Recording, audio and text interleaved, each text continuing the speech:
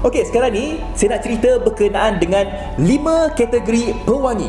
Okey, minyak wangi ni ada yang tanya, bukan semua sama je ke? Ataupun minyak wangi lelaki atau minyak wangi EDP ni sama je ke? No guys, tak sama. Asal beli minyak wangi je, mesti ada di antara kita yang fikir ianya perfume je kan? Sebenarnya minyak wangi ni bukan setakat perfume sahaja, tetapi ada 5 jenis yang anda tak pernah sedar ataupun tak nak ambil tahu. Ada yang cakap macam, penting ke kalau nak ambil tahu pasal minyak wangi? Sebab minyak wangi semuanya sama, semuanya wangi kan? Alah, asal bau harum tu jadilah kan? Ini anda silap kalau anda fikir macam tu. Sebab apa? Untuk pengetahuan anda, kepekatan dalam setiap jenis minyak wangi adalah berbeza, dan mencari kepekatan yang tepat sama pentingnya dengan memilih aroma yang sempurna.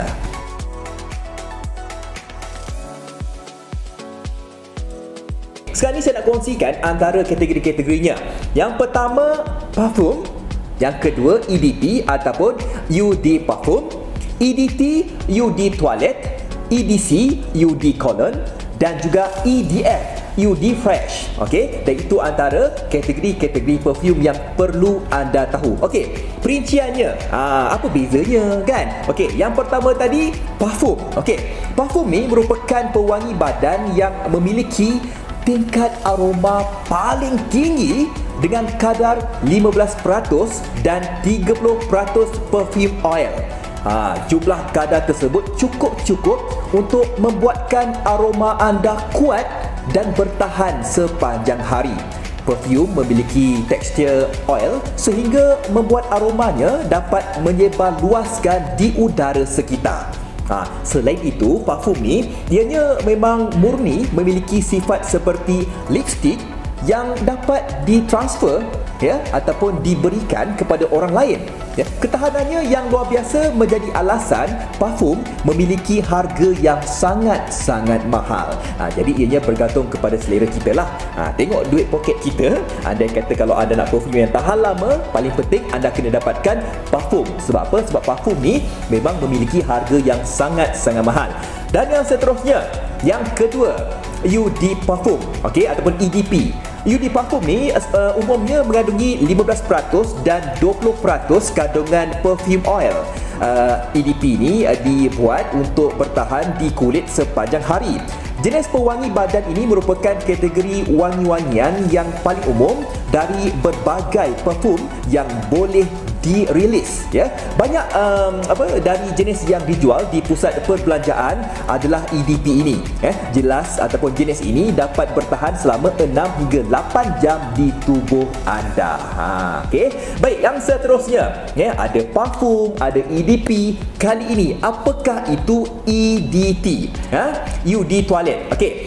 EDT ini memiliki daya konsentrasi perfume oil yang lebih rendah. Biasanya pada 55 hingga 15% kandungan essential oil dan dibuat untuk dipakai lebih ringan pada kulit.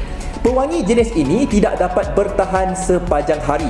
Bahkan hanya dapat bertahan berapa jam anda rasa? Kalau perfume yang mahal tu 8 jam kan? Yang ni cuma bertahan selama 3 jam sahaja. Jadi kalau anda pakai perfume 3 jam tu, dah tahulah kan? Itu adalah EDT.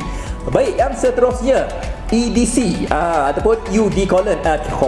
Cologne ni biasanya diidentifikan dengan aroma maskulin.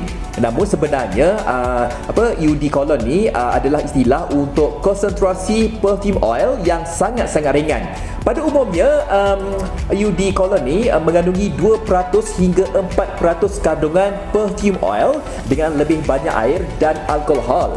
Dan perfume jenis ini hanya bertahan selama 2 jam sehingga tidak dapat dipakai untuk sepanjang hari. Ini bagi saya rasa macam budak sekolah kan, yang mungkin tak ada bajet, boleh pakai cologne ni Dan yang seterusnya Eufresh ni. Eufresh ni merupakan jenis parfum paling ringan di antara semua kategori. Dan seperti yang saya sebutkan tadi, iaitu UD cologne ni, Eufresh ni juga memiliki konsentrasi alkohol yang sangat-sangat rendah. Pada umumnya, Eufresh ni mengandungi 1 hingga 3% perfume oil dan bertahan kurang dari 1 jam. Jadi itu antara kategori-kategorinya ya. Dan mengapa tidak ada pewangi yang mempunyai kepekatan 80% hingga 100%?